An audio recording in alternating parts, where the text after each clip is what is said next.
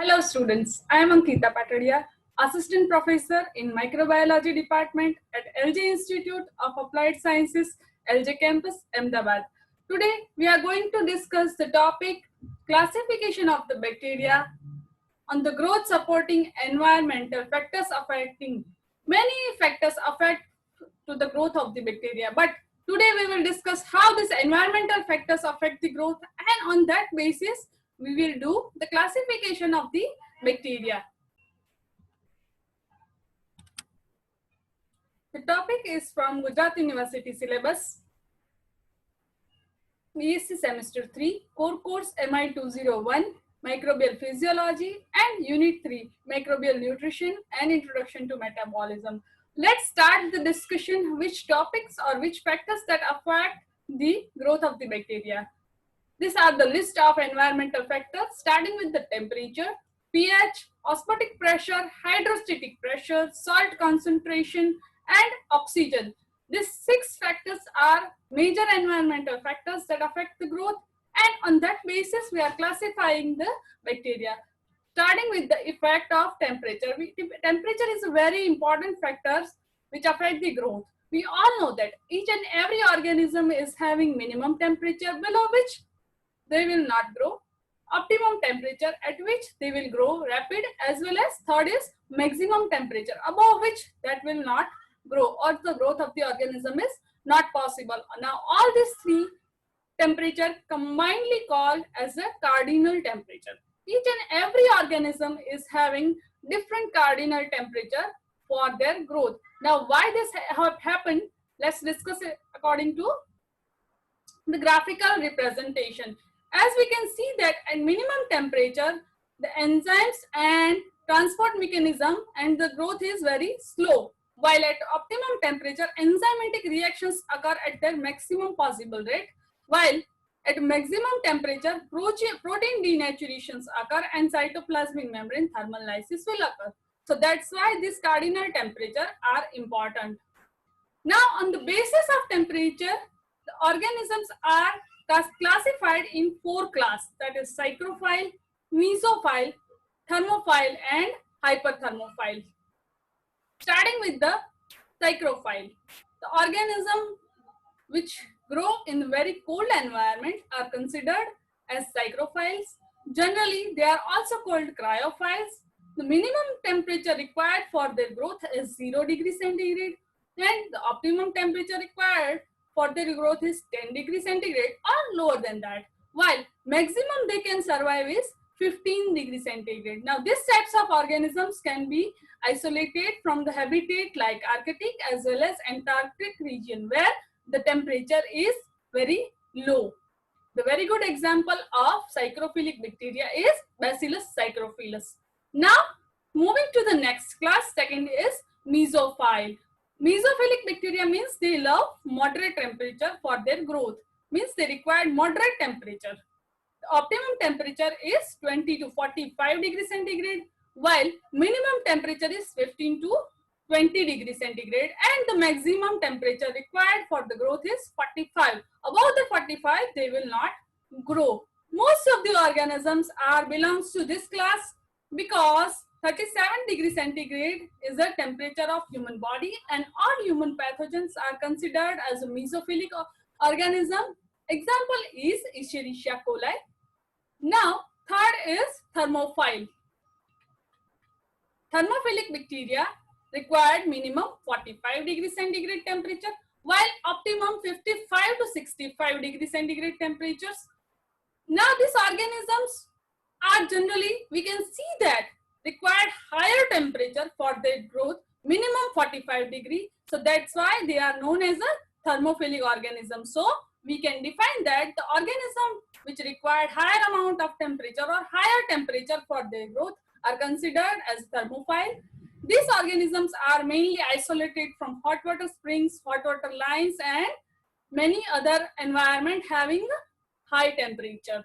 The example of thermophilic bacteria is Geobacillus stereothermophilus as well as Thermus aquaticus.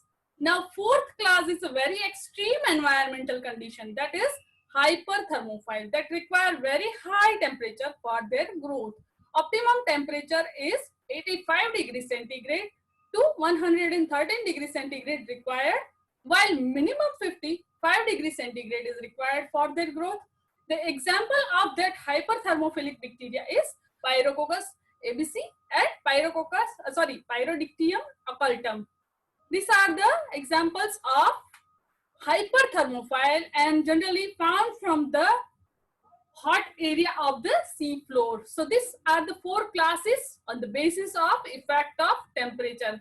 Now in the graphical representation, we can see that different classes having different organisms, example having optimum temperature for their growth. Starting with the psychrophile, example is the Poleromonas vacuolata, that is required 4-degree optimum temperature for their growth.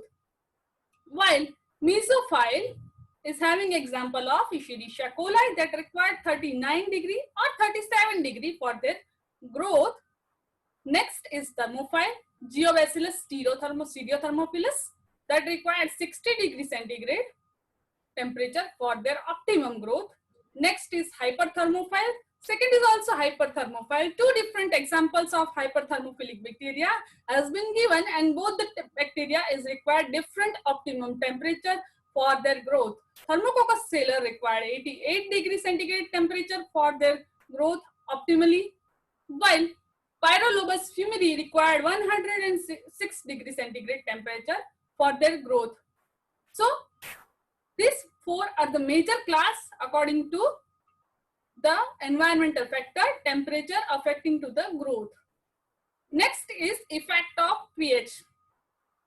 We all know that pH is a negative logarithm of hydrogen ion concentration, and the range of the pH is 0 to 14 as we can see in this picture. So 0 to near to 7 is called acidic pH. 7 or nearby the 7 is called neutral pH, as well as more than 7 up to the 14 are called alkaline pH. Now, organism is having optimum pH for their growth. The change in the pH is according to their tolerance to the pH affect the growth. Now, on the basis of acidity as well as alkalinity, organisms are classified into three classes, that is acidophile, neutrophile, as well as third is alkalophile. Acidophile term itself suggesting that the organism required acidic pH for their growth are called as acidophile. The growth optimum pH ranges 0 to 5.5 pH, and the example is Lactobacillus acidophilus and Thiobacillus thioxidans. Second class is neutrophile, means the organism which required pH range in a neutral range, means near to 7. So the optimum pH range is 5.5 to 8. And the example of neutrophilic bacteria is Escherichia coli. Third is alkalophile, or sometimes it also called as alkaliphiles, that require alkaline pH for their optimum growth. The pH range is 8.0 to 11.5, means very alkaline pH or above that.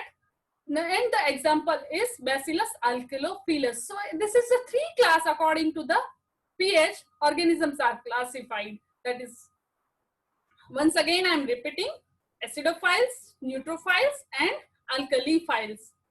Third is very small but important factor is osmotic pressure. We all know that movement of the molecule from the higher region towards the lower region is known as a diffusion, and osmosis is a very special case of diffusion in which water molecules moves or diffuses across the selectable permeable membrane. Osmotic pressure is to prevent this movement, or the pressure required to prevent this movement of water molecule through the semi-permeable membrane. The cell membrane allows water to move by osmosis between cytoplasm and the environment.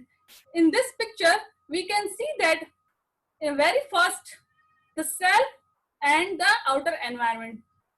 No net movement of water molecule is there because the molecule of water is inside the cell as well as the outside the cell is equal. So that is called isotonic solution and no water movement is there.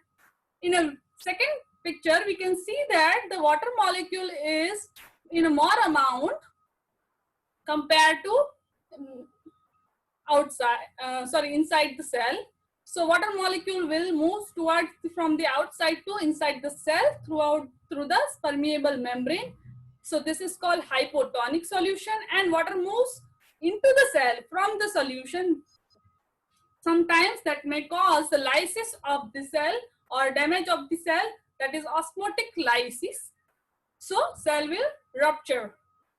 And in a third picture, we can see that the water molecules come out of the cell into the medium, which is called hypertonic solution. So that's why the shrinkage of the cell occur, and this is called plasmolysis. So this plasmolysis is sometimes can cause the death of the organism, or it is able to kill the cell. Now, sodium chloride and different sugars are used as a osmotic pressure creating agent or substances, but compared to sugar molecule, sodium chloride makes two ions, so the pressure created by the sodium chloride is more than the glucose. The example is Staphylococcus aureus and Saccharomyces roxy. Saccharomyces roxy is a eukaryotic unicellular fungi that is easiest, and Staphylococcus is gram-positive bacteria, that is cocci. Now, this high osmotic pressure is widely used for the preservation of food like pickles, bacon, etc. So that generally prevent the bacterial effect or attack. Third is effect of salt concentration. The organism which required higher amount of sodium chloride concentration are called halophilic bacteria, because two mechanism is there to maintain the potassium ion and sodium ion concentration. The membrane transport system actively transports sodium ion out of the cell, and the concentration of potassium ion inside them, so that the enzyme will function well. They need sodium ion to maintain integrity of the cell wall as well as the plasma membrane. If the high amount of sodium ion is not maintained, then their cell wall get disintegrate or their cell membrane get disintegrate. Now we can see that the three classes are there, that is halotolerant, halophile and extreme halophilic organism, and fourth is non-halophilic. So Escherichia coli is a non-halophilic organism which required very less amount of sodium chloride. Here the growth rate is shown as well as sodium chloride concentration in weight by volume percentage. So minimum 1 to 2% is required by Escherichia coli, or less than that for their growth. Above that they cannot grow. Second is showing halotolerant, means they can survive in high amount of salt concentration, but they don't require high amount of salt concentration for their growth, is Staphylococcus aureus. We can see that they can tolerate up to 12 to 13% of the sodium chloride salt concentration, while they will grow better at 5 to 6% sodium chloride concentration. Third is also halophilic, that required quite more than halotolerant requirement is, and fourth is extreme halophile, that is Halobacterium selenarium or selinarum, that require very high amount starting from minimum 10% sodium chloride solution and more than that for their growth. Next factor is effect of hydrostatic pressure. Many bacteria live in a deep sea around 1000 meter depth. They require very high amount of atmospheric pressure, like 600 to 1100 atmospheric pressure.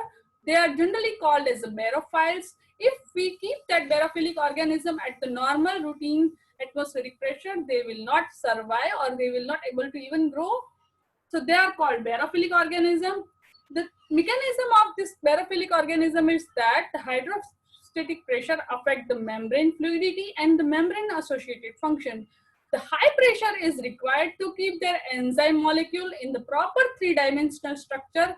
Without it, enzymes loses their shape as well as it will get denatured and the organisms will die. The example is Photobacterium profundum.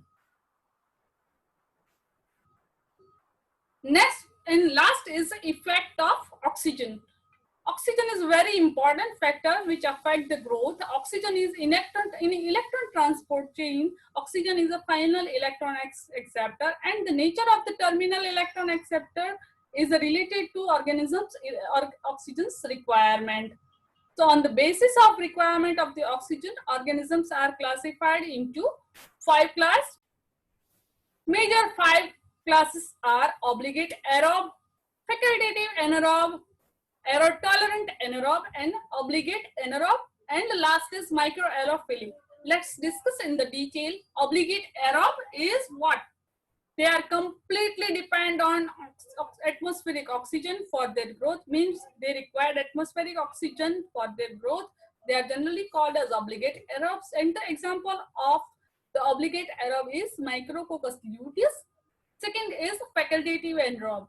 They do not require oxygen for their growth, but if the oxygen is present, they will grow better in presence of oxygen. So that's why they are called facultative anaerobes. The example is Escherichia coli. Third is aerotolerant anaerobe. They are basically anaerobic in nature, but they don't require oxygen, and if the oxygen is present, then they can simply ignore the presence of oxygen during their growth. So that's why they are called aerotolerant anaerobes, and the example is Streptococcus pyogenes. Fourth is obligate or strict anaerobe, means they doesn't require atmospheric oxygen for their growth. If the oxygen is there, they will not able to grow. The example is Clostridium pseudoideum. Fifth is the microaerophilic organism, means the organism which required very minute or very less amount of the atmospheric oxygen for their growth. If they will allow to grow at a normal atmospheric oxygen, they will not grow. They require 2 to 10% of the oxygen, while normal atmospheric oxygen is 20%. The example is Treponema pallidum. Now, why this classification occur? That is on the mechanism of oxygen derivatives toxicity. Let's see in the detail about how this occur. Here, various O2 derivatives are formed when the protein as such a flavoprotein promote the oxygen reduction. Different oxygen derivatives will occur during the oxygen will accept the electron. First is when oxygen is accepting the electron, we can see in the reaction that the O2 derivatives is formed is superoxide radical. After that, superoxide radical again will accept the electron and hydrogen peroxide is produced. That hydrogen peroxide again accept the electron and hydroxyl radical is produced. All these three products are called oxygen derivatives, and that are lethal to the organism if they are produced in the cell. So many organisms possesses the enzymes that protect against this lethal O2 derivatives. Two main enzymes is superoxide destimulase and catalase. Superoxide destimulase catalyzes the destruction of superoxide radical, while catalase catalyzes the destruction of hydrogen peroxide. Sometimes peroxidase also destroy hydrogen peroxide. In this picture, we can see that 5 test tubes are there having growth of the bacteria in the nutrient media and different growth pattern. We can observe that according to the enzyme how it will occur. First tube is showing the growth of obligate aerobe. In oxic zone and in an anoxic zone, the growth pattern is observed. In anoxic zone, there is no growth. In anoxic zone, high growth. This is called pellicle growth. Why? Because the organism is required higher amount of oxygen, and that is available on the surface of the medium. So that will move toward the surface, and that's why on the surface, growth is very high in an obligate aerobe. They are having superoxide destimulase as well as catalase enzyme. to destruct the O2 derivatives like superoxide ion as well as hydrogen peroxide. In second tube, facultative anaerobes are grown. We can see that facultative anaerobe doesn't require oxygen for their growth, but if oxygen is present, they will grow better. So we can see that on the surface, the growth is high, but the bacteria has grown all over the medium. So both the types of organisms have grown. These are also having superoxide destimulase as well as catalase enzyme. Third is of aerotolerant anaerobe, means they will ignore the presence of oxygen, but they don't require oxygen. If oxygen is there, that will not affect to them. So that's why uniformly they will have grown, and the turbidity, we can see that uniform turbidity. Fourth tube is of growth of strict anaerobe, means they doesn't require atmospheric oxygen. So at the bottom of the medium, no atmospheric oxygen is available. So that's why that type of organisms grow at the bottom. That is called sedimental growth. They don't have superoxide destimulase as well as catalase. We can see that in aerotolerant superoxide destimulase is there, but catalase is not there. Fifth tube is of microaerophilic organism. They required very small amount of oxygen. So if they will grow on the top, higher amount of oxygen is there. If they will grow at the bottom, no atmospheric oxygen is available. They require only moderate amount, 2 to 10% oxygen required for the growth. So that's why they grow in between the medium. They having superoxide destimulase, but the catalase is sometimes present. In some species, they are not present. These are the list of references which I have been used to discuss this topic. Thank you.